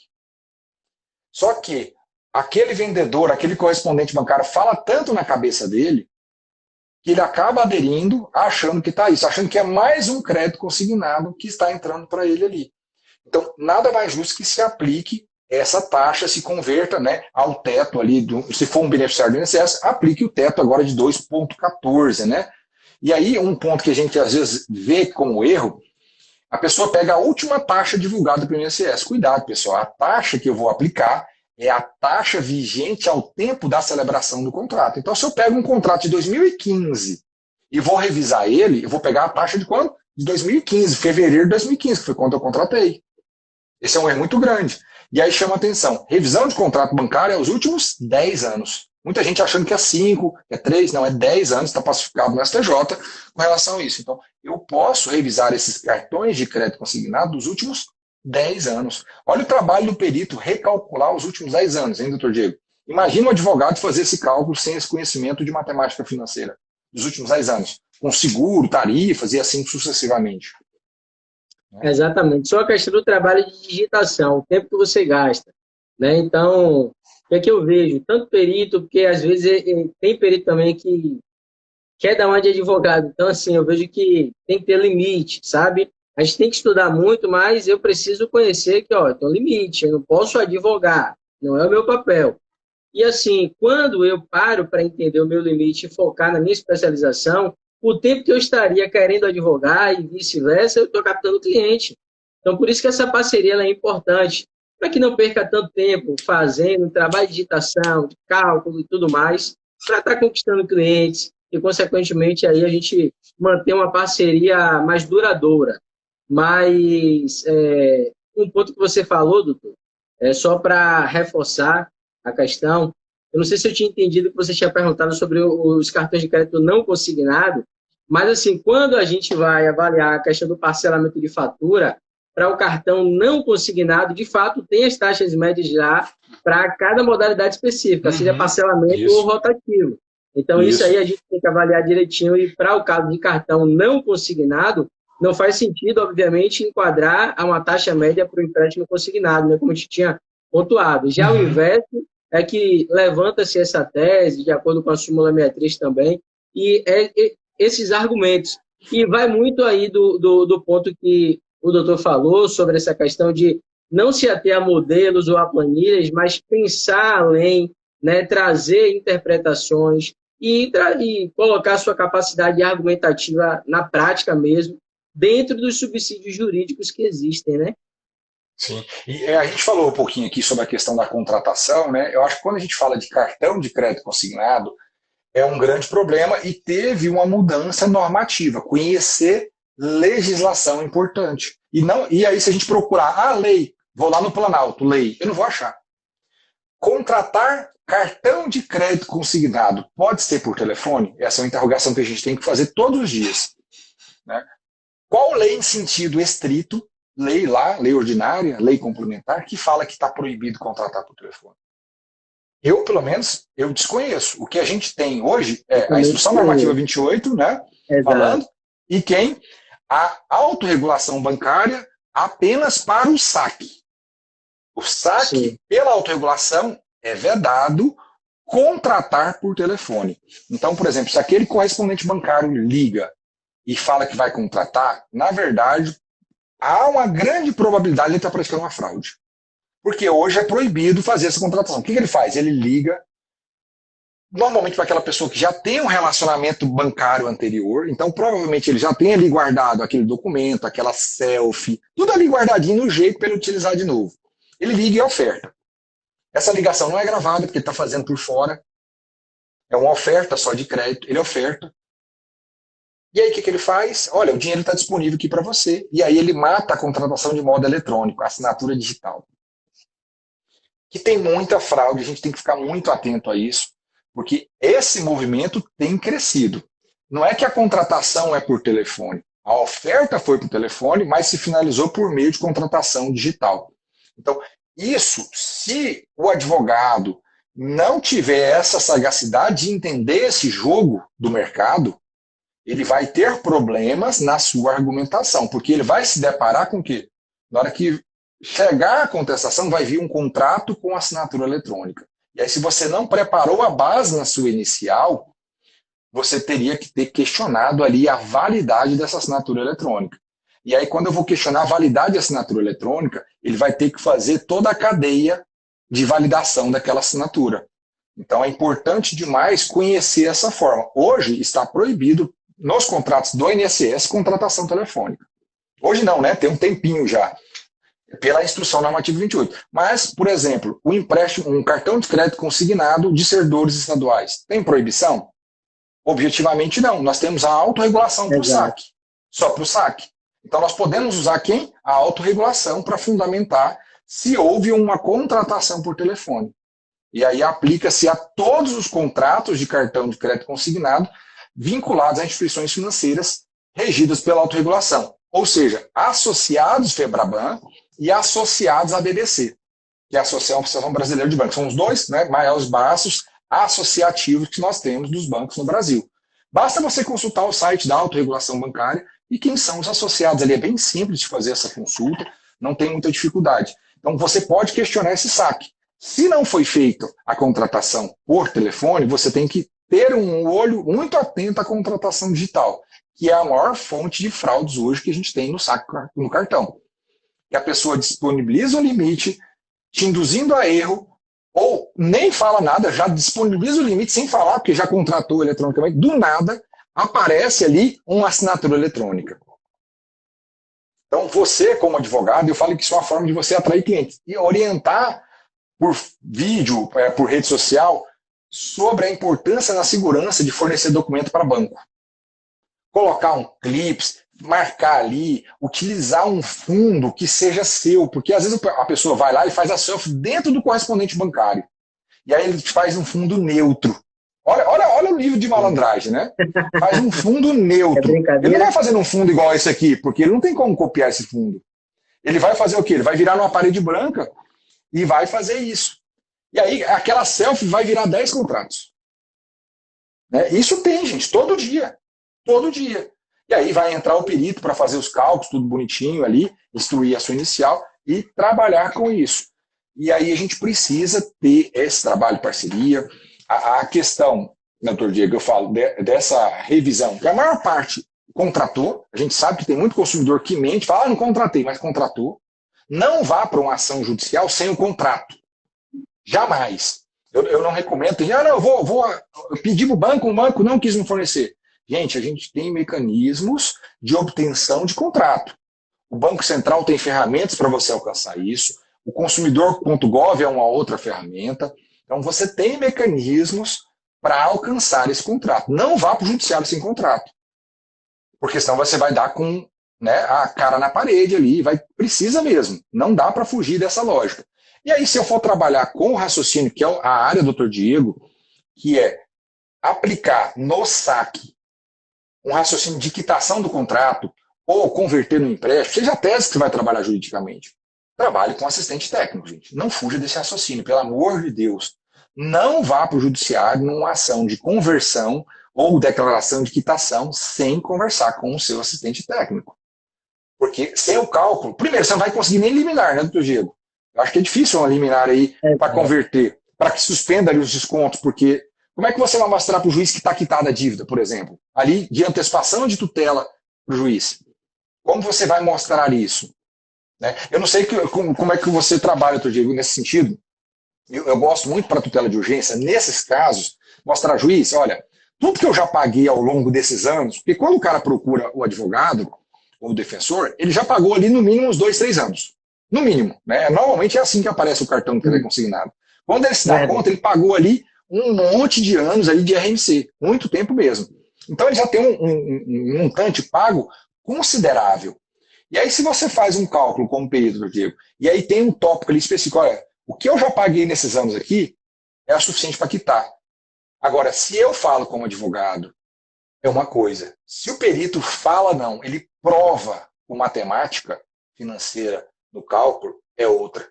Então a chance de você falar, olha, juiz, interrompa o desconto porque eu já quitei. Não preciso pagar mais.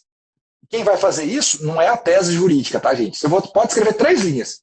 Eu faço até um desafio com vocês. Fala assim, ó, verossimilhança da alegação é, eu quitei o contrato conforme planilha tal, e esse contrato ele tem que ser convertido em empréstimo, ou tem que ser declarada a quitação de dívida, dependendo da dívida de você. E o período da demora o quê? Se eu continuar pagando, eu vou pagar, primeiro, um montante muito maior, e segundo, juiz, isso está prejudicando a minha subsistência, porque está descontando do meu salário.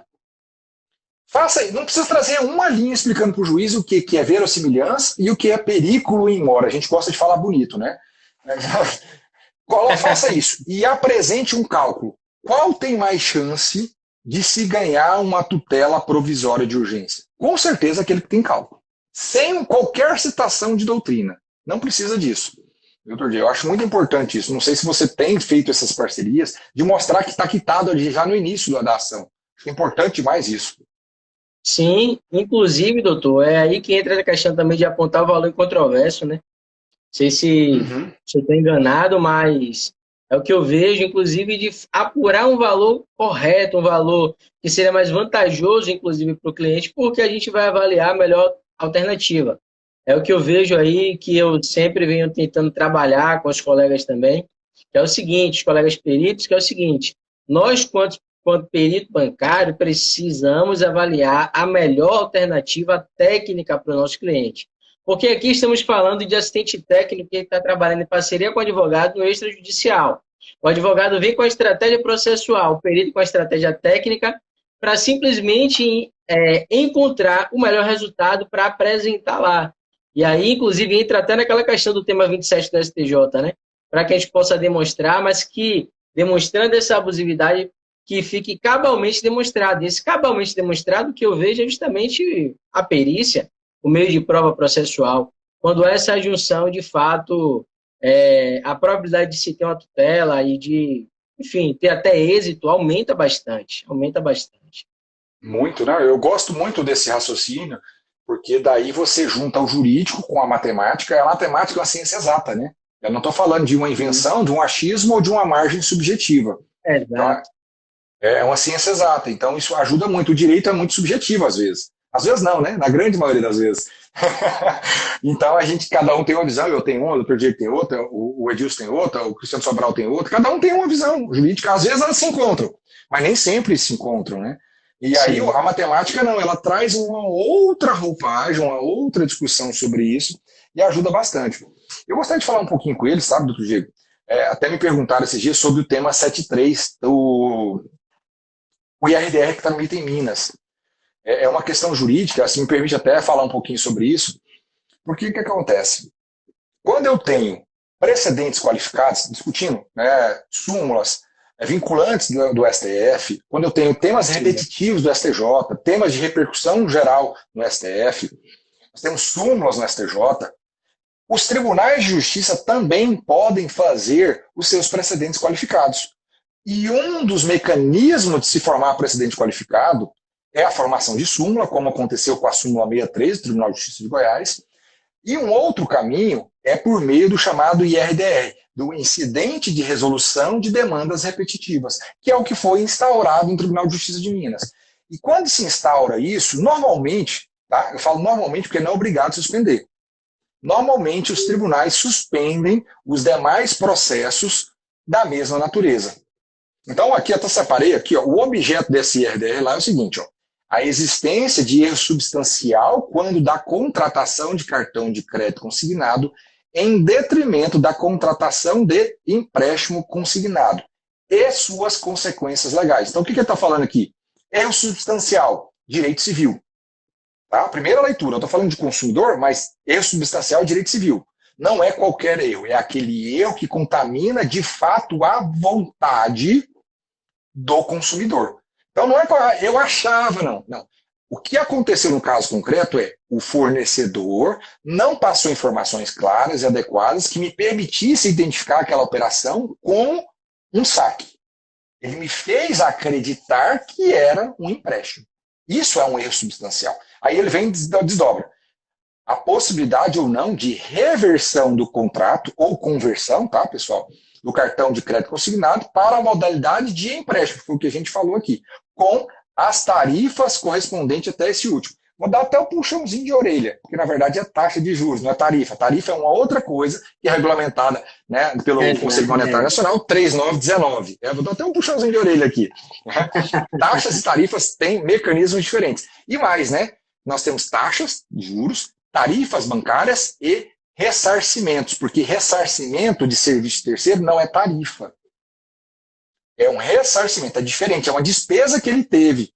Tá? Com relação a isso, tarifa, ela está ali, como regra geral, fora o PIX, que o PIX ele tem uma regulamentação própria, tarifa está na 3919.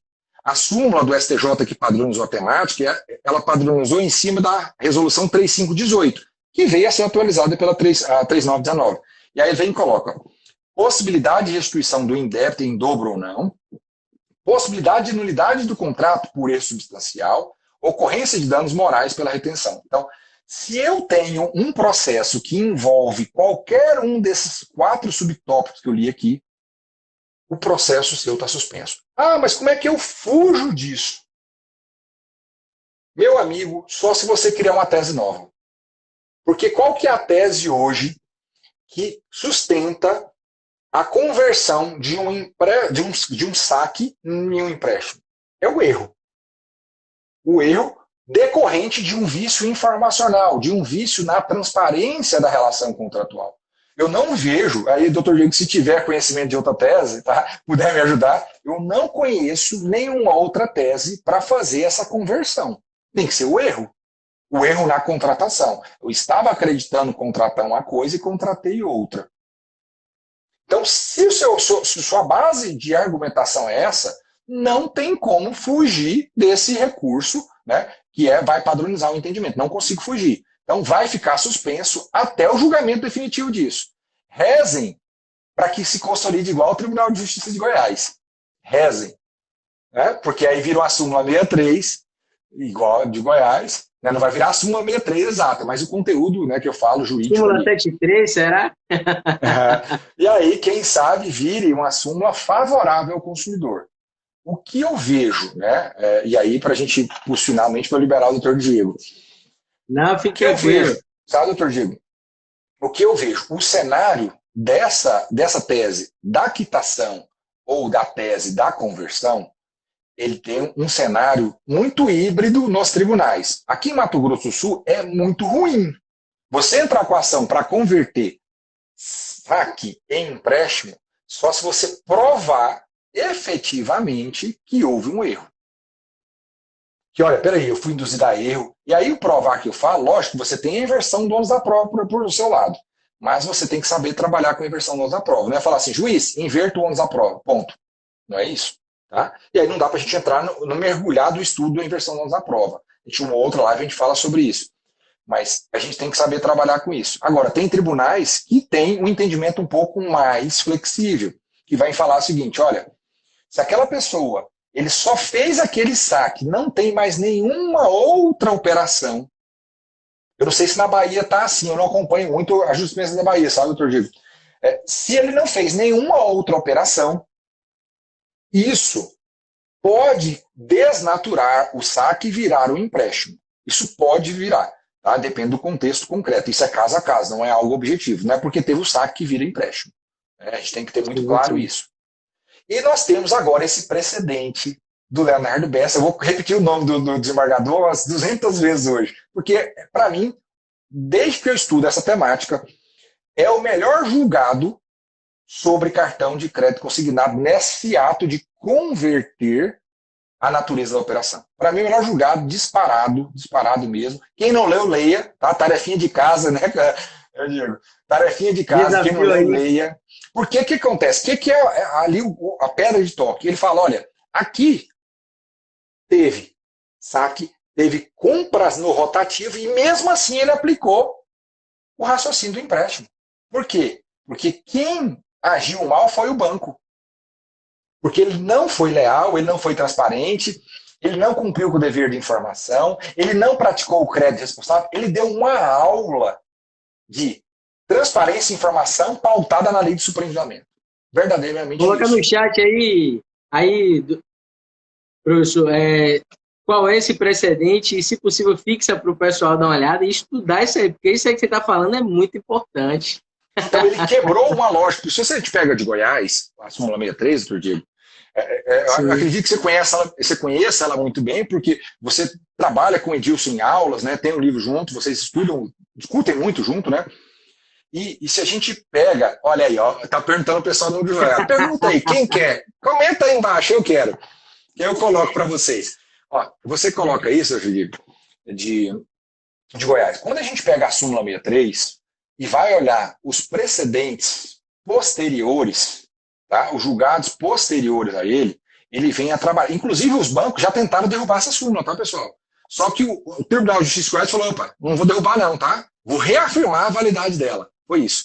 Só que, quando a gente lê os votos, ele vem falar o seguinte, olha, se houve o contexto de aquele cliente ser um reiterado sacador, vamos assim dizer, né? Ele está fazendo saque constantemente, ele é um profissional.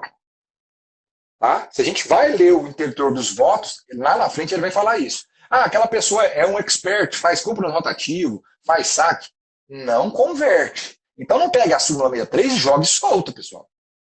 E contextualize no caso concreto. Agora, esse novo precedente do Leonardo é fantástico, porque ele fala, olha, tem várias operações aqui.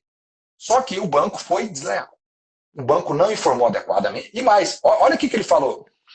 Isso eu achei fantástico, sabe? Por isso que eu estou puxando um saco danado, porque foi muito bom mesmo. Vou pregar aqui atrás com um troféu. Né? Achei muito massa. Ele falou aqui, ó, banco, você tem o dever, como política de crédito responsável, de indicar ao consumidor que existem outras modalidades de crédito mais baratas do que o saque. Olha onde que ele chegou. Ele falou isso. Fantástico. Então, isso vocês precisam usar onde? Nas petições de vocês. Para trabalhar. E aí levar para o perito fazer o cálculo em cima disso, para converter. Converter em empréstimo. O perito faz o cálculo para você. Né? Então, esse precedente é muito bacana. Eu vou fazer o seguinte, para facilitar, ele está no meu canal do Telegram. Quem não me segue, passa a seguir aqui, porque fica mais fácil. Porque se eu colocar o número do julgado aqui, vocês vão ter que entrar no Tribunal de Justiça e buscar. No meu canal do Telegram, eu compartilhei hoje, ele está lá. E o link do meu canal do Telegram está na minha bio, tá, doutor Diego? Então já está lá dentro ali. É só entrar no meu Telegram que vocês vão ter acesso na íntegra a esse julgado. E não só isso, né? Não só isso, porque deve ter muita coisa boa lá. Disso eu tenho certeza. Não, a gente tenta compartilhar sempre alguma coisa. Ó, meu fone de ouvido tá nervoso aqui. Tá? Doutor Diego, então assim, tem muita coisa do cartão de crédito que a gente tem que trabalhar, mas assim, o grande foco que eu acho é o brilhante trabalho que você faz, eu acho muito bacana, muito interessante, doutor Diego. E assim, eu não consegui ler seu livro inteiro, é óbvio, né? Foi disponibilizado segunda-feira, gente. Mas o que eu pude ler, eu tentei devorar, achei assim, fantástico. Né? Não só, pessoal, quem acha que está comprando um livro de perícia, não é um livro só de perícia, gente. Ele tem um foco na perícia, mas ele tem uma parte jurídica, ó, nota 1000, viu, doutor Diego? Parabéns você e o Dilson pelo trabalho. Obrigado. Muito bom mesmo. Quem não segue e quem não comprou, compre. Olha, de verdade, viu? Tá barato. Tá barato. Tá barato. Um livro, ó, e isso aqui, eu fiz isso na aula ontem, tá? Livro de modelo, eu não vou queimar, mas livro de modelo que não presta tem de monte, viu? Eu tá aqui porque eu separei para minha aula de ontem, mostrei para os alunos. Livro que não presta tem muito, viu? Eu deixei separado aqui, não ensina nada. Mas esse vale a pena. Um livro muito bom. Não estou fazendo jabá gratuito aqui não, tá? E nem estou recebendo por isso. Porque o material é bom mesmo. O que é bom a gente tem que compartilhar. Eu falo isso. Conhecimento, doutor Diego, a gente tem que sempre disseminar e compartilhar com os colegas. É óbvio que você tem curso pago, eu tenho curso pago, mas a gente sempre está fazendo conteúdo gratuito aqui e contribui. Não aprende quem não quer, né? Só fica dificultando aí porque não quer. Porque tem muito conteúdo gratuito. O professor Edilson também tem conteúdos gratuitos fantásticos no canal dele do YouTube. Aqui, você tem aula lá, eu já dei aula também lá, então tem muita coisa bacana. Doutor Diego, o senhor quer falar mais alguma coisa sobre IPI? Você viu que eu falo muito, né? Advogado, professor, não pode ter a palavra, viu? Inclusive, foi um bate-papo tão produtivo que o tempo voou. Mas, assim, perfeito, doutor. Acho que isso aqui valeu muito a pena. Já agradeço de antemão aí o convite para estar aqui trazendo esse conteúdo gratuito aí para o pessoal. Tenho certeza que vai ajudar muitos advogados que estão aí, peritos também. E assim, só para fazer um pequeno resumo de alguns pontos que você falou, que eu achei bem interessante, principalmente no quesito quando o advogado vai querer simplesmente modificar a natureza do objeto, né? Sem conhecer exatamente esses precedentes, esses julgados que você trouxe, as informações valiosas. E outro ponto, sem entender também se o cliente de fato, se houve consentimento ou não. Por isso que você falou que é importante que solicite o contrato antes de você ingressar com a ação e, consequentemente, também obtenha aí o cálculo pericial para apontar o valor controverso, né, de maneira correta, adequada, para até conseguir uma tutela, porque às vezes o cliente ele quer que você resolva, mas resolva logo. E às vezes você apresentando isso, né, de uma forma segura, com a perícia, né, todo esse processo e conseguindo a tutela, ou até que cesse esses pagamentos, o cliente vai ficar mais tranquilo, né, até que seja julgado. Então, querendo ou não, vai ser benéfico para o cliente. E outro ponto que eu queria deixar aqui registrado é que, para a perícia, doutor, o que eu vejo que é essencial são as faturas. Por quê? Eu já peguei situações aqui de fazer perícia com um documento que o banco fornece, chamado, que eu chamei dessa forma, mas às vezes até o banco chama de planilha evolutiva. E eu identifiquei alguns pontos assim que precisa ser observado. A planilha evolutiva é um resumo. E dá para fazer a perícia com aquela planilha evolutiva? Dá.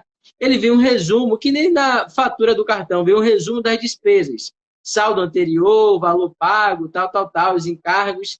Só que dentro daquele resumo, daquela planilha evolutiva, não vem descrito o que foi cobrado de tarifa, de seguro. E nesse caso em especial, eu pedi ao meu cliente, né, o advogado, que conseguisse com o cliente as faturas.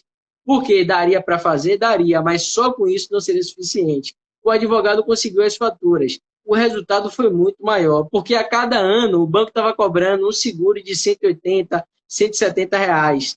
E quando eu fiz o expurgo desse seguro, obviamente com a anuência do advogado, eu falei, doutor, opa aqui, se você não consegue as faturas, a gente não ia nem entender que estava sendo cobrado seguro prestamista nesse caso.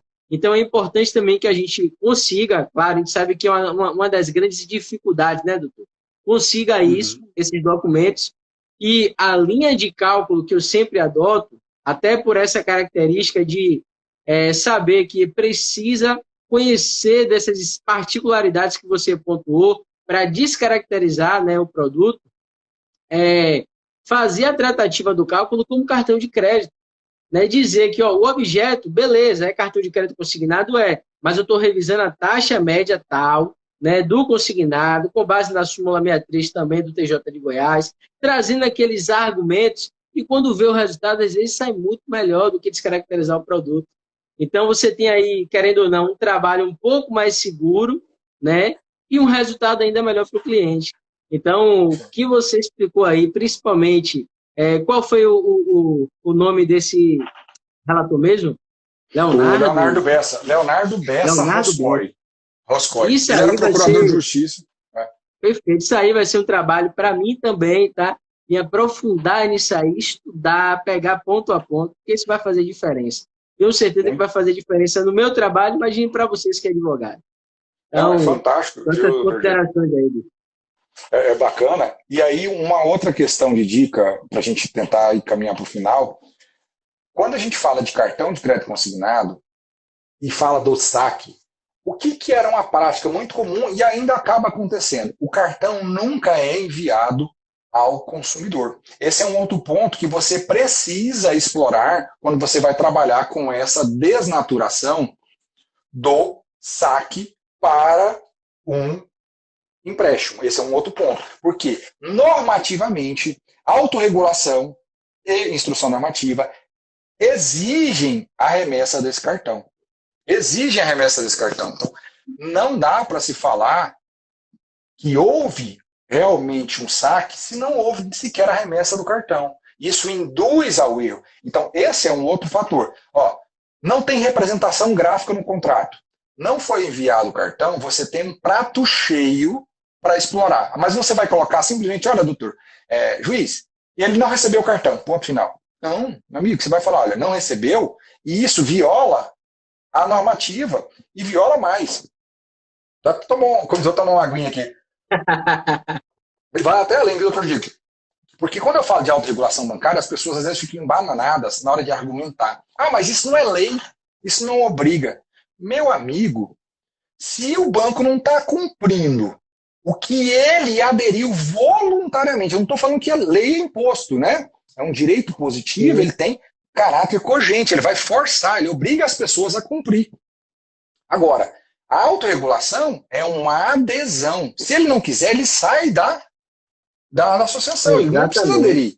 Ele sai. Se ele não saiu e está desrespeitando, o que ele está violando? Boa-fé objetiva.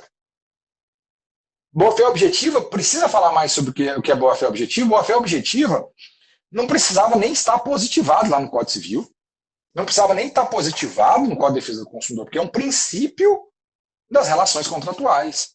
E aí, se ele não está cumprindo com autorregulação, quem dirá ele vai cumprir com outra coisa. Então, você tem argumentos de sobra, você só precisa aprender a argumentar. Então, usem isso e estudem isso. É para deixar de resumo final para vocês. Instrução Normativa 28 e todas as atualizações, uma coisa prática, sabe, doutor Diego? Porque o INSS ele não é muito transparente na divulgação dessa instrução normativa. Se você joga no Google lá, Instrução Normativa 28, ela vai listar ali várias fontes de disponibilização. E às vezes não está atualizada aquela que está no INSS. Você tem que saber procurar. E cuidado com isso, gente. Porque, por exemplo, essa última que saiu agora, a de 2,14, agora não, né? Aqui a taxa de juros aumentou em 2021. Essa última, você joga ali, já no primeiro link do Google, ela vai jogar a taxa de 1,8 ainda. Ela não está atualizada. Então, cuidado com isso, pessoal. Verificar se está de fato atualizado. Não é igual o Planalto, que automatiza, sistematiza e organiza a legislação. A instrução normativa traz pegadinhas que você pode errar. Tá? Dica disso. Autorregulação bancária. Onde que eu acho isso? Lá no site, chamado autorregulaçãobancária.com.br. O site é esse. Joga no Google que vai dar nele. E aí tem 3 tipos de autorregulação. A base, que são as SARBs, que é o Código de Autorregulação Bancária. Autorregulação do consignado, que se aplica a empréstimos e cartão de crédito consignado. E autorregulação da portabilidade. Existe essa também. Então, são 3 que você precisa estudar. Então é importante demais conhecer isso aí. E aí conhecer, lógico, Lei 10.820, que vai tratar das consignações, conhecer sobre crédito consignado, né, 10.931, para falar, cédula de crédito consignado, não, cédula de crédito bancário, e assim sucessivamente. Mas essas, para cartão de crédito, são essenciais. Você precisa conhecer minimamente isso. E, óbvio, estudar um pouquinho de teoria geral do contrato e Código de Defesa do Consumidor. E, claro, seguir o Dr. Diego e seguir o Homero. Né, doutor Diego? Seguir a gente aqui, porque a gente traz um conteúdo bacana para vocês. Tá, pessoal? Eu só tenho a agradecer, doutor Diego, pela sua presença.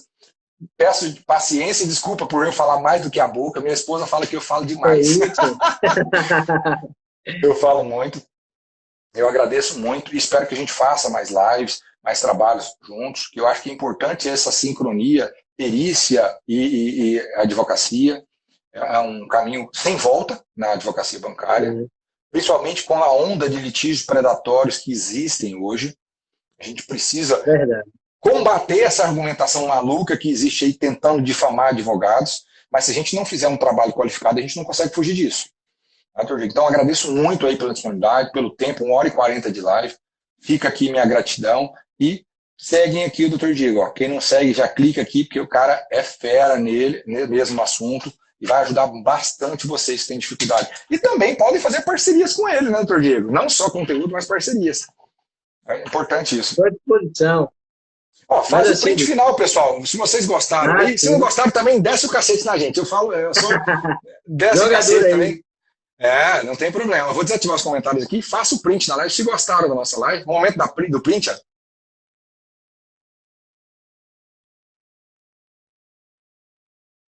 Aí compartilha se gostaram da nossa live, né, doutor Diego? E aí pode fazer suas últimas considerações, a gente fecha aí, encerra hoje, como diz outro, fecha o boteco, né? Que nada, eu que agradeço pelo convite, fiquei muito honrado em estar participando aqui, principalmente por estar com um profissional tão competente aí que vem fazendo a diferença no mercado, né? E assim, falar de um tema tão importante que a gente vê profissionais com dúvidas assim que, poxa, são dúvidas que podem acabar prejudicando o consumidor e a gente está aqui disponibilizando tempo para trazer esse conteúdo de forma gratuita, é importante, né? Eu espero que vocês tenham aproveitado, usem isso aí a seu favor, busquem se aprofundar e se especializar nessa área, porque é uma área promissora, importante e que carece de profissionais. Mas assim, doutor Homero, muito obrigado mesmo pelo convite, só tenho a agradecer a você e com certeza aí Vamos marcar novas lives, né? Trabalhos aí que venham a surgir. Estou à sua disposição, conte sempre comigo. Muito obrigado e queria agradecer a você que está aqui nos assistindo também pela participação de todos e que Deus abençoe a todos. Estou aí à disposição, caso tenha alguma dúvida também, é só me contatar pelo Instagram. E a mesma Valeu? coisa também, só mandar direct, a gente responde ali, doutor Diego. Muito obrigado a todos vocês que nos acompanharam, pela paciência também. E estamos à disposição. Mandem dúvidas lá no direct, bombardeia a caixinha lá do Dr. Diego também. Pode mandar pra gente. Se não souber também, a gente vai falar, não sei, vou pesquisar, vou estudar, entendam da verdade. Né? Exato. Isso mesmo. Muito obrigado, Dr. Diego. Uma excelente semana e que Deus abençoe a todos. Um abraço. Amém. Valeu, doutor. Um abraço. Tchau, tchau.